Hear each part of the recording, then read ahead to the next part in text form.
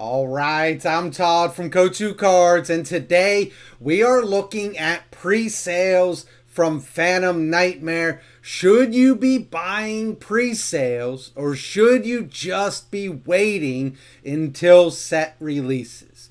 Now, I've gone over this many times with you all. I really do think that there's only one reason why you should ever be buying pre-sales, and that is because you think that you've identified the one, two, or maybe even three cards that are going to go up in this set rather than down. That is pretty much the only reason you should be buying pre-sales of these cards. And we sell pre-sales on eBay. And I'm telling you, that is the only reason. If you think that you've identified the one, two, or three cards that are going to go up, because that's it. There's only, in any given set, there's only one or two or three cards at most that are going to go up. The rest of them, they are going to plummet, and they're gonna drop hard on day one of release. This is why we have people telling us all the time, we went in and we bought pre-sales because we want to get them as fast as we can. The truth is that most likely, if you're ordering on day one, or somebody bought on pre-sales, they're generally going out the same day or one day later. It's not a huge difference, particularly for the savings that you're getting. Yes, we could be shipping out pre-sales on Thursday. Maybe Friday morning we could get a load of pre-sales shipped out. But generally, that's a really busy time for sellers, and they're shipping out the orders that have just come in as well. It's not that far behind. I would wait unless you think you've identified one of those cards. Now, we say all the time, there's going to be one or two cards, sometimes three, but generally one or two that do spike up in a set. The tricky part is figuring out what cards are going to do that in the set. And if you've got the will to try to figure that out, and you think that you've got it, by all means, buy them. You can make some nice money getting these pre-sales. But generally, people lose hard on pre-sales. And that's why we generally tell people, avoid pre-sales. I'm going to take you over to Gamer's Choice and walk you through the pre-sales over there, give you my opinion on these pre-sales. Before I do so, if you're not subscribed to the channel, hit that subscribe button. We would love for you to be a part of this community. Also, hit that like button. It does help us out tremendously. All right, let me get you over there. All right, here's the pre-sales on Gamer's Choice, which is generally the cheapest place to buy pre-sales, generally. We try to price ours pretty much around Gamer's Choice. Sometimes they're a little higher, sometimes they're a little bit lower, but we generally use them as the benchmark. Other sellers on eBay, their prices are high. Never buy pre-sales on TCG Player. That's like the worst thing you could possibly do.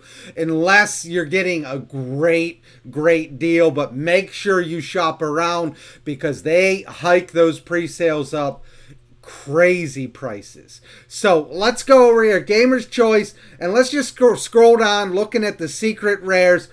This first card, this is the Horus card. They want $7 for it on pre-sale.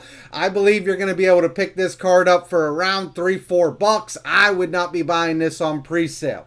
The next card is the Black Goat Laughs. Great name. Absolutely love that name.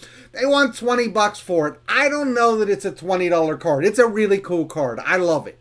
But I don't, it's primarily going to be played with Labyrinth. I don't know that there's enough Labyrinth players out there for this card to carry a $20 price tag. I look at this more as a $10 card. It's still a very good card, but I would not be buying it for $20. I would roll the dice, hope that the card goes down. I don't see this card going much higher. I think there's a greater chance, and this is what I always try and figure out, is there a greater chance of this going down or up? And I make my decision based on that. And I think there's a greater chance this card goes down to $10 than this card goes up to $30. The next card, the Pack Bit. This was a card that I believe was meant to be played with Centurion. They don't really play it. It's not that great of a card. They want $7 for it. You know it's not a great card because on pre-sales, it's a secret rare and it's going for $7 on pre-sales. This card, I believe, is going to be like $3 to $4. I would not be buying it. Iron Thunder, I think, is an interesting card. I really like this card.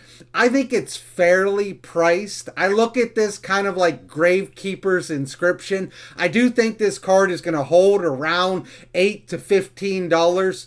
So, I don't think there's any urgency to buy the card. I don't see it spiking up hugely.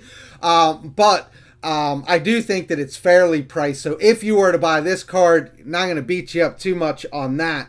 The other three cards I would not be buying. This Metamorphosis, this is a really cool card that I really like. $10 I think is a little too rich on pre-sales. I think this is more of a $5 card. And that's what I would be targeting this card at, around $5. Let me talk about the two Goblin cards in Secret Rare. Both of them $7 and $10. These cards are dependent on the Goblin Biker deck doing something great. And to be honest with you, I love the deck. This is the deck that I am going to try and pick up and try and learn and figure out. I don't like the Punk cards and I don't like the Gold Pride cards. So I think I'm going to play it with like level 3 good stuff. Tour Guides, Kagamucha Knight, Danger, stuff like that. I'm not saying it's the best build, but it's the build that I'm first going to mess around with. I like these cards, but I don't think that Goblin Bikers is going to do anything in the meta. So I see these cards falling out pretty nicely. So I would not be buying them. I'm going to touch on low last. The Magispector card, I definitely would not be buying this for $7. I would not be doing this. I see this as one of the worst cards that you can get in Secret Rare. I know there are Magispector fans out there. I'm sorry. I don't have much faith in this card or the deck. I don't see it. So I would not be buying that. The last two cards, the Dragon of Extinction, this goes with the Ashened.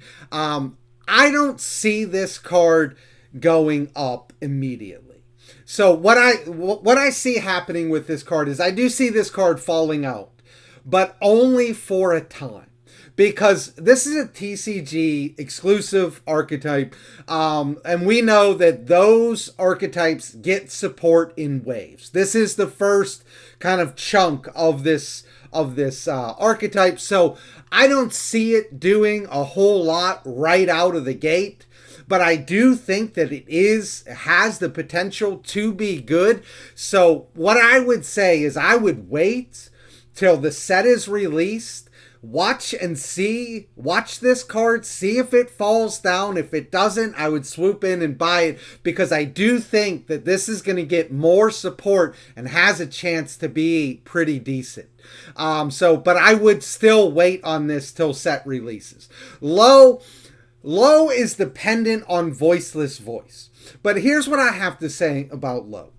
It's a waifu. It's a secret rare. So what's the ceiling of this card? I think the ceiling of this card is about $75 to $80. It's already priced at $60. It could go up about $20 more. I think that's the ceiling of the card. What's the floor? I think the floor is somewhere around $35 and $40. I think that's the floor. So I would be waiting because I don't think that Voiceless Voice is going to be tier 1. I just think it's going to be too hard to break into all these fire decks. So I would be willing to roll the dice and wait on low. But I understand if you want to go in and buy this. But I don't think that you need to buy this on pre-sale. It's already priced at $60. There's not a whole lot more that this card can go up because it's kind of locked into Voiceless Voice. It's not generic. So, the waifu's going to put it up to about, possibly $75, $80, but I think that's the ceiling of the card.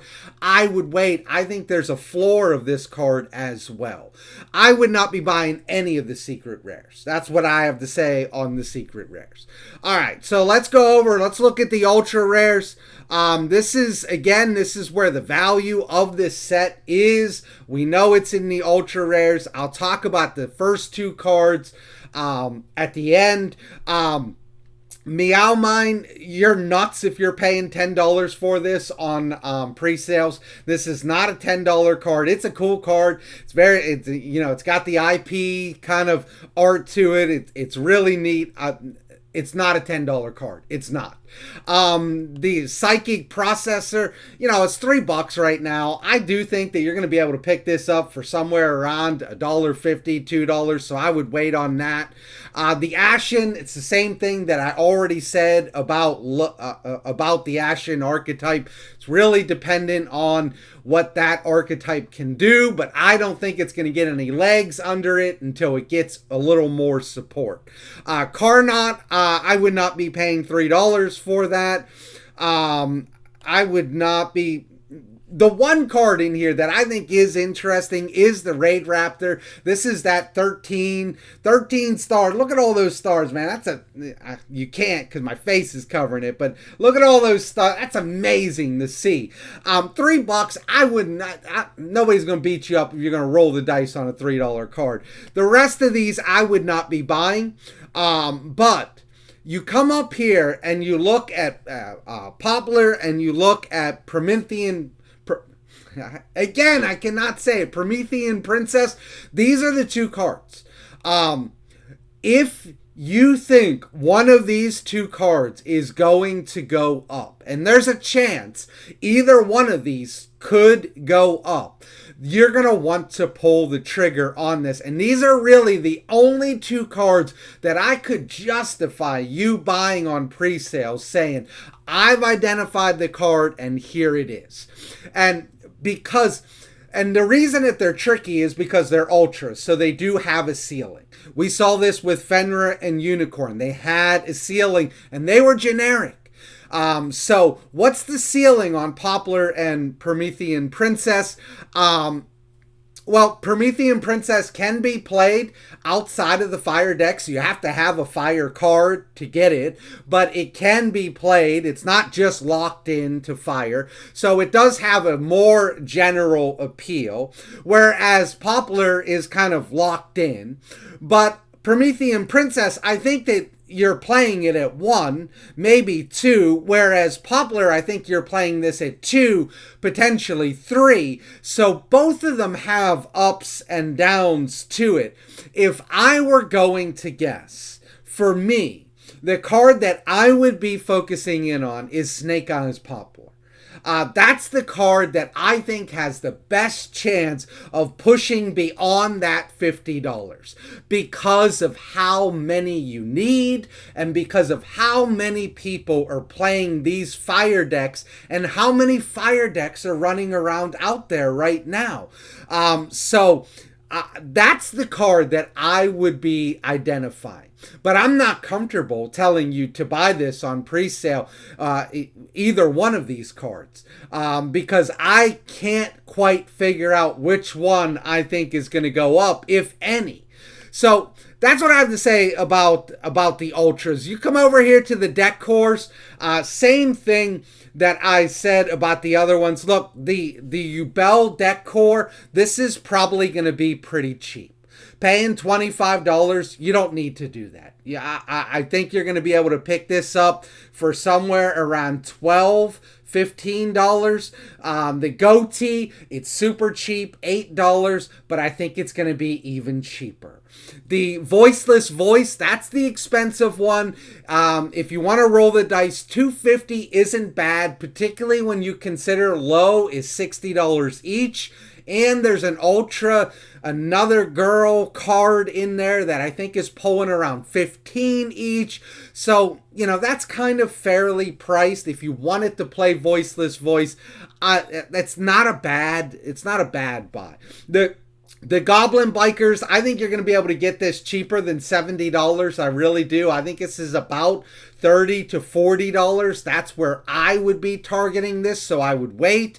The Ashen, I think, is around $50. It's about $50 to $70. I don't think that's poorly priced. I just think that there's a chance that it goes down. And I would wait for that chance because I don't think that it's going to go much higher. The only way this deck is going to go higher is if it really starts performing. And I don't think it's going to perform until it gets that support. So that's where I'm at on that. I could be wrong, but that's where I am. The Raid Raptor, $15. I would be waiting on that. Primarily, you're paying for that 13. So I would be waiting on that because I don't think that you even need 3. Forcing you to buy 3. I think I would buy this in the singles is what I would do. The Aroma, same thing with the goatee. It's super cheap, but I think it's going to go even cheaper. And then the Magispector, I think you're absolutely nuts if you're paying $30 for that. You're just out of your mind. So that's where I am on that. The last thing I want to look at is the quarter centuries. $450 for Promethean Princess. I hope you didn't buy this. This is going to fall down. It is. I wouldn't be buying any of these except right here where I'm covering. Again, that Raid Raptor card for about $40. Not a bad price. I think it could go down to $25, but I also think this card could go up.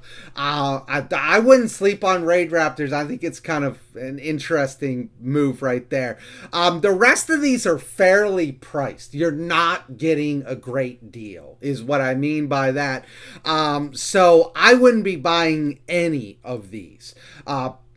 Poplar coming in at $250.